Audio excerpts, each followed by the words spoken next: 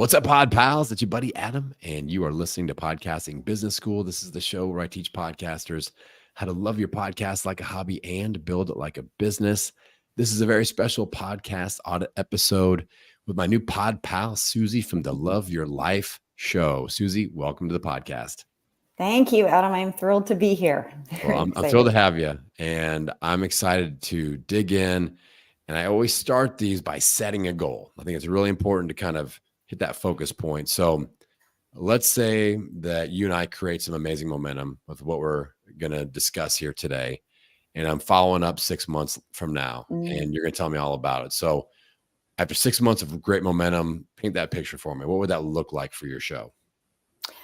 It would look like 500 downloads per episode to me. And then 1 year, I want 1,000. I don't know if that's crazy. Yeah. I could get 1,000 in 6 months, but that's sort of my big goal, is to get 1,000 per episode. And yeah, 500 in 6 months would be like, yeah, Adam, let me tell you about it. I'm reaching them. I'm helping those people. Yeah. And you'd be psyched about it. Okay. And those are great numbers. Those are great numbers. And, you know, that 1,000 download per episode goal is a great one. I set that benchmark out there for a lot of people that I work with, because that puts us in the top 20% of all podcasts that exist. And that's it's 1,000 true fans. That's a tangible goal. That's a doable goal. Yeah. We're not talking about 1 million. We're not even talking about 10,000, 1,000. I can guarantee for even the smallest niche podcast, there's 1,000 people out there that I know they're out there. Yeah. So, okay. Growth is the main goal. What do you feel like is the main obstacle or hurdle that we need to overcome or start to overcome today that is holding you back from that growth? Some people are just confused. Some people are frustrated. Some people don't understand how, like, the principles of growth. Like, where are we at on that? I'm going to say the main obstacle is my mindset. I'm at 303 episodes I just recorded. They haven't all been released yet, but I think I'm at 299 was what's released on Wednesday. Cool. And so my mindset of frustration, I just haven't grown much over the years of doing it. I've released it every single Wednesday, and my mindset, I'm like, good luck, Adam, because I want help. I'm sort of committed to that. Like, that won't work for me. And I know I'm a mindset coach, so I can see where I'm creating drama in my head. But that frustration that I really believe in the content I'm putting out and the work that I put behind it. And I just feel very frustrated and confused, I guess. Yeah. Like, what the heck do I do? Yeah. This is a very typical path that many, many podcasters walk, myself included, myself more than once included. You know, I've launched different shows in different, health and then into business. And I know how it is. Like, and I know there's so many people that are listening to this going, like, nodding their head, like, yep, me too, where we're so confident in the message that we have to say. Like with my health brand, I started with a brick and mortar fitness business. I had lost over 100 pounds myself, life-changing transformation. I helped a dozen people in my hometown lose over 100 pounds. I helped my hometown lose 35,000 pounds. That's so cool. And I was like, I know my stuff works. Yeah. And I know how it's going to work and how to deliver it. And I was so frustrated because I was getting like 2 downloads an episode for like a long time and nobody was listening. And that was very frustrating because I was like, forget selling things. Like, I just want people, I just want to feel heard. Yeah. That's all I want. Yeah. I guess that is my main thing, is I don't like being in that energy, that frustration. It's this like, oh, I know I'm putting out good stuff. And then I just get frustrated, and it to be transparent here, it even brings this dark side. I'll listen to other podcasts and I'm like, my stuff is just as good and I can help better. These people, like, oh my gosh. And then but that doesn't help me. I just sort of do the same thing over, but harder. And it's like, okay, if what you're doing isn't working, how is that going to start working? Yeah. So comparison I don't like syndrome. being in that energy of like, ugh. Yes. Yeah. The frustration. So again, you're not the only one. Like, this is really typical. And I think a lot of it is, not a lot of it. One part of it is we assume these other people are doing way better than us because they say, oh, I'm just crossed the 2 million download mark, and they're lying about it. Most of them. because I've seen these people's numbers that are out there just fibbing. Fake it till you make it doesn't work in podcasting. You cannot say, congrats to me on 5 million downloads when you've done 50. Like that wow. Yeah. doesn't work. So that's part of it. And another part is like a lot of us aren't experienced audio content creators, media. Like we're figuring all this out just from scratch. And that there's a little bit of an on-ramp time frame to that. We have to give ourselves some grace with that. And other times we're trying to compare ourselves with shows in a different niche, like a business show versus a news show, a weekly show versus a daily show. Numbers are going to look vastly different. So we have to keep all those things in mind. Okay. I've got enough knowledge from you to be dangerous on how to help you here. So goals, first benchmark goal isn't 1,000, it's 125 downloads per episode. That puts you at the top 50%. Then we look at that 500 from there. The sweet spot business wise, I guess that's another question I should ask you. But I'll deliver my point here. But the sweet spot business wise that I've seen as far as client acquisition. So if you are doing some coaching consulting services that you're out there providing for your potential ideal listener, if you are doing 500 to 1,000 downloads per episode, that is a great business traction zone to be in, where that's a large enough audience that you're going to you should have a consistent, steady flow of potential clients wanting to reach out and connect. So those are great zones to be in. So 125, next goal, 500 to 1,000. Then we cross that 1,000 true fans mark. And that's when things really take off. And you can kind of even just live in that zone, and we're in a good spot. Yeah. So let me reverse back to my question. Do you have a goal of monetization with like client acquisition from like listeners? They love your show and they eventually hire you as their coach. Is that one of your goals? I guess I am. They aren't directly related. Like I sort of have this, like, yeah, they will come. Like when they listen, I get new clients. I run a Love Your Life school, which is a monthly membership. It's a low $48 for weekly coaching, and and then I also have one-on-one coaching. So people come to me for sure. I got into podcasting because podcasting changed my life. So I love offering it as a free resource. So it is not directly. I just have this belief that like if I'm getting out there for 1,000 people, first of all, I'm going to feel a lot more energized, and then and they get on my email list, and I do get them. So I think yes and no is the answer to your question. What's really driving me is helping people give free content, and then also 1,000 people. They're gonna.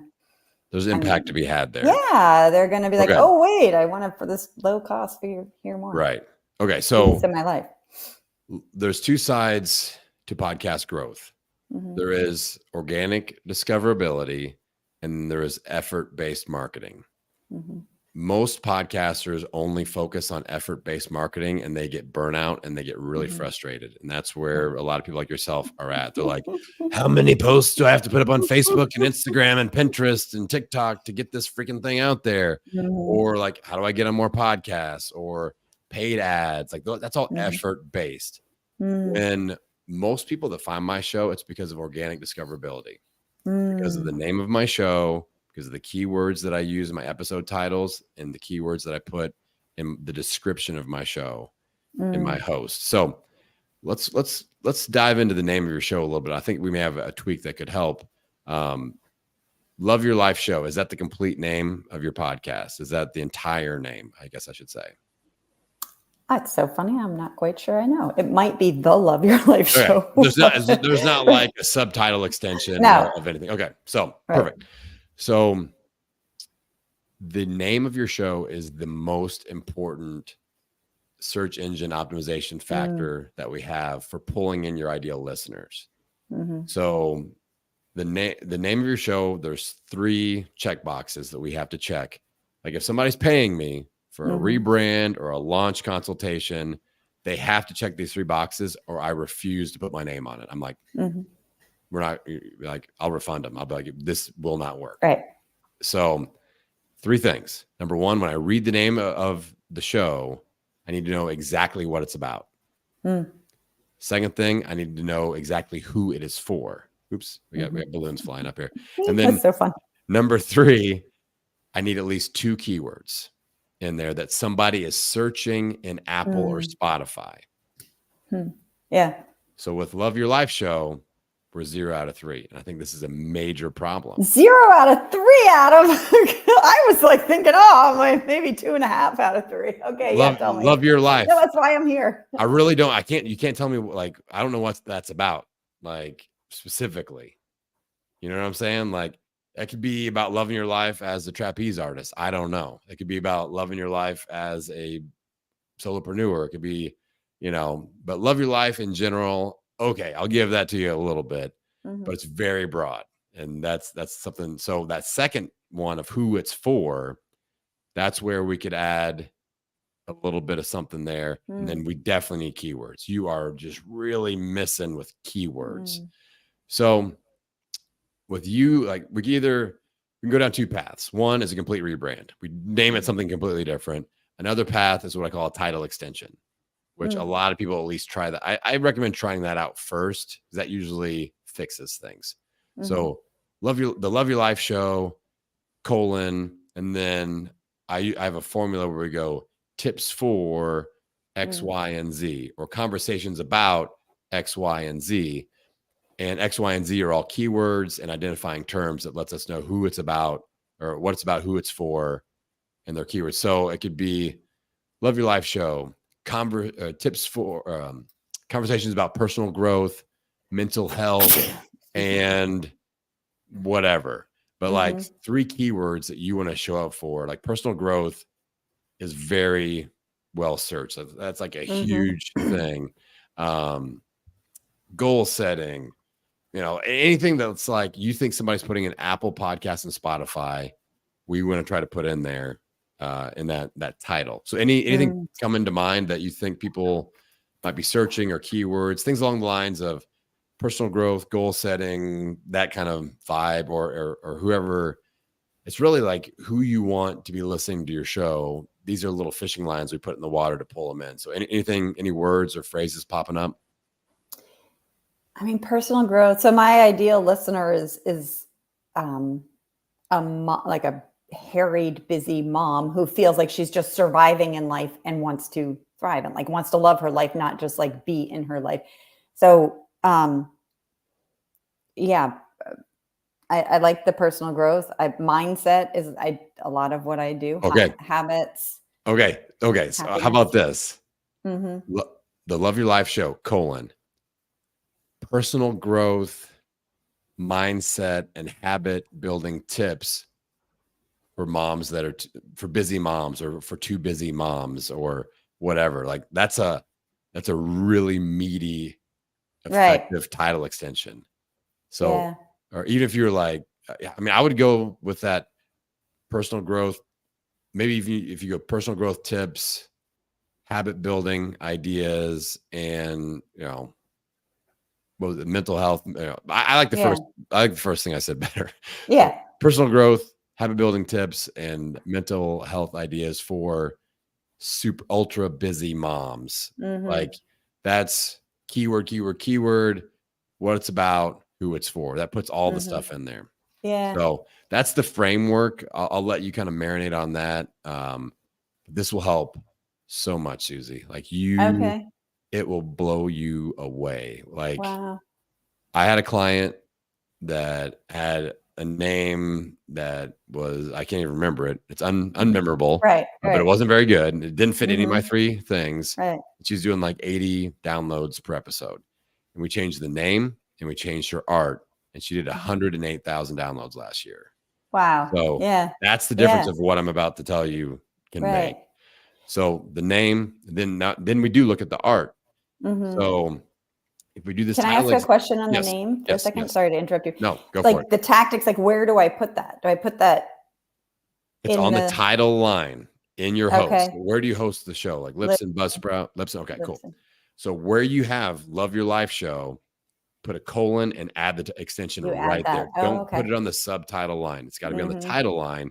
And I know it looks wordy and it looks visually unattractive or whatever, but the keyword payoff is in there. 1,000,000% worth it. Right. And like, I've got a title extension on Podcasting Business School and I don't even remember it. Like I don't ever say it It's just Right, for right. Okay. searchability. That's really helpful. Thank That's you. the only purpose. So you don't have to Yeah. change your intro like "Love Your Life Show," blah blah blah blah blah And blah the da blah. da da Yeah, da. Right. yeah, Yeah. a million Okay. words. You don't have. I don't worry about that. Right. I don't want you to worry about that. Okay. So Thank you. I really, but we do have to worry about it in one more spot, and that's the art.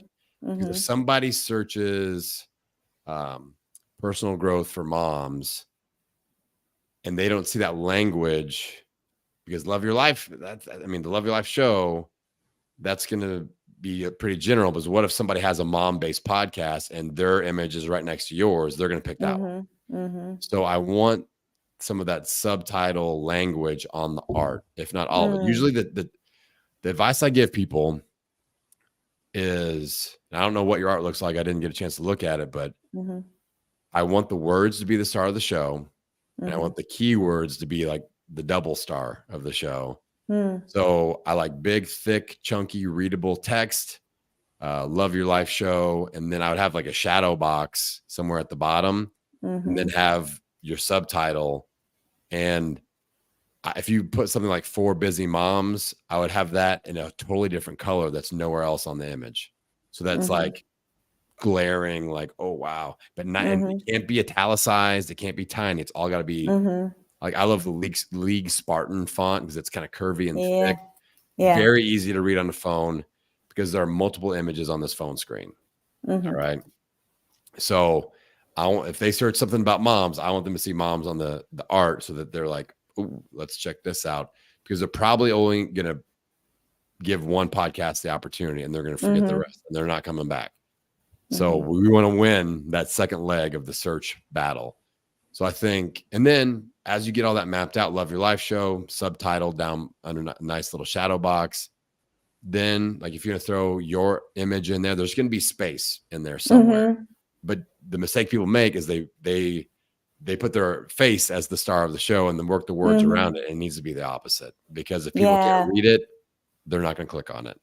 And yeah, I feel like when I did this years ago, it was still when Facebook was like, you can only have, and obviously I'm not even doing it for Facebook, but somehow my mind got set that like that you can't have as many graphics. And so, so it's like my image and then the words. Yeah. Okay. That's so helpful.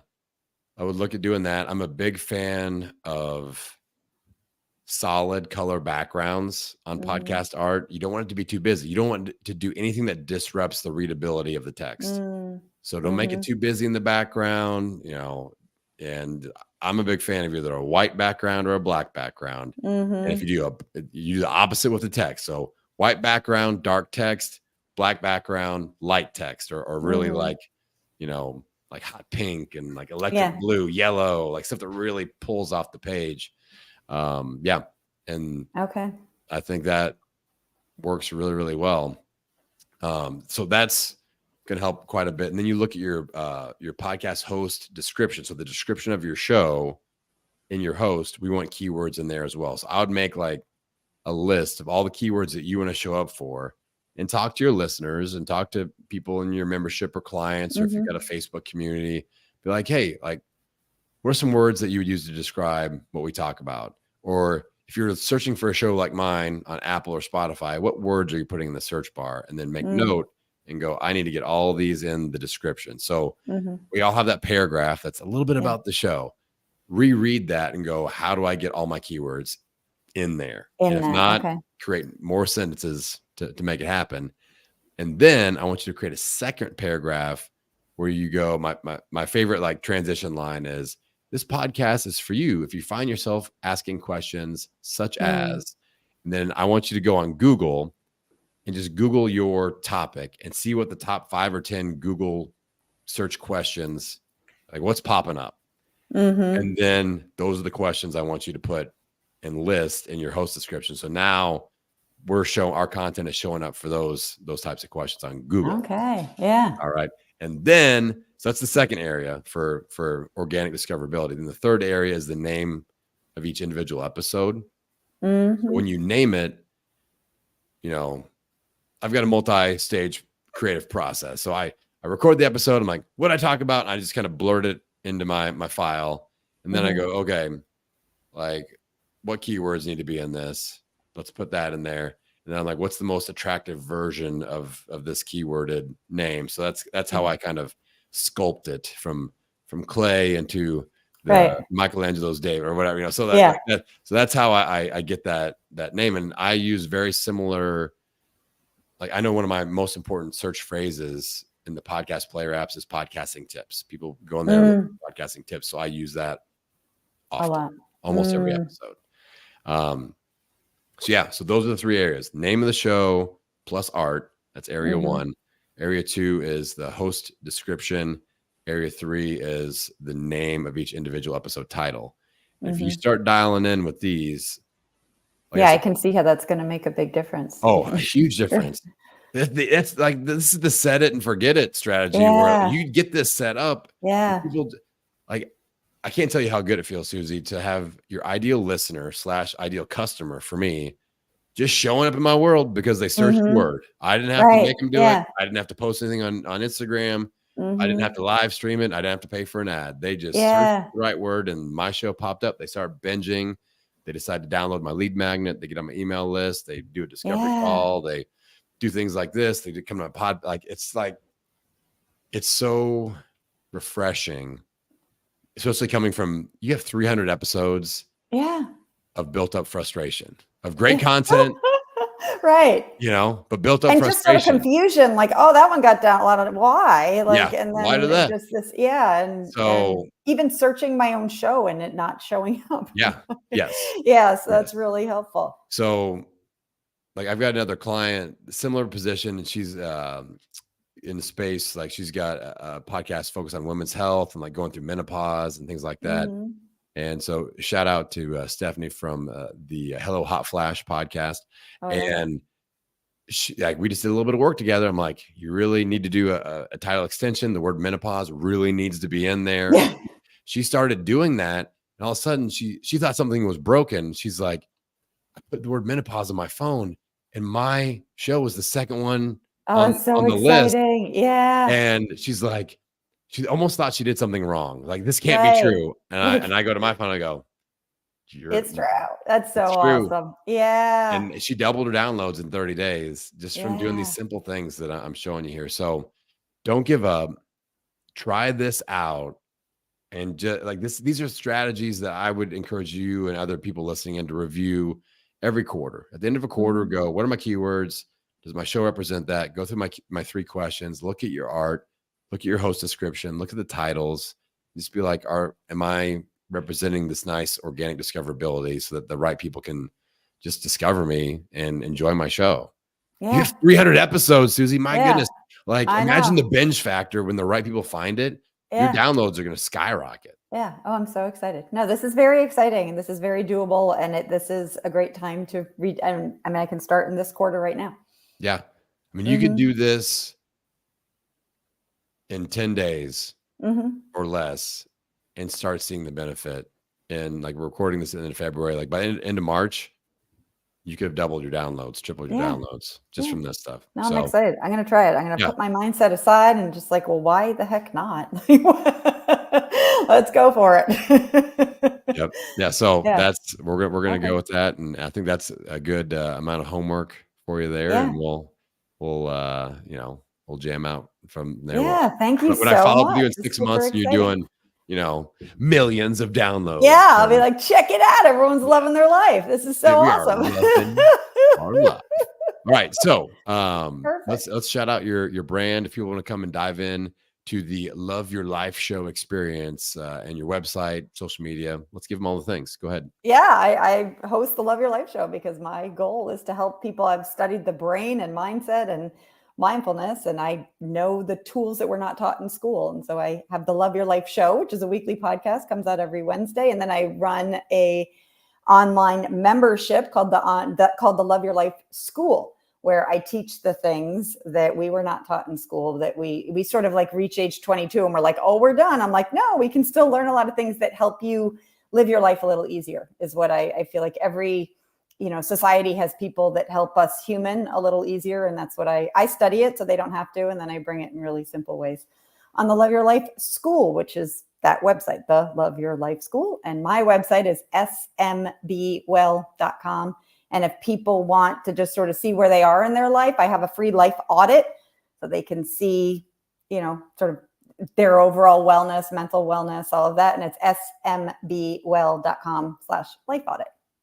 Awesome. Be great. I would love to help people out. And we did have a question pop up on YouTube. I don't want to Mhm. ignore Paul up here. So Paul asked, how many downloads per episode does your show currently experience? So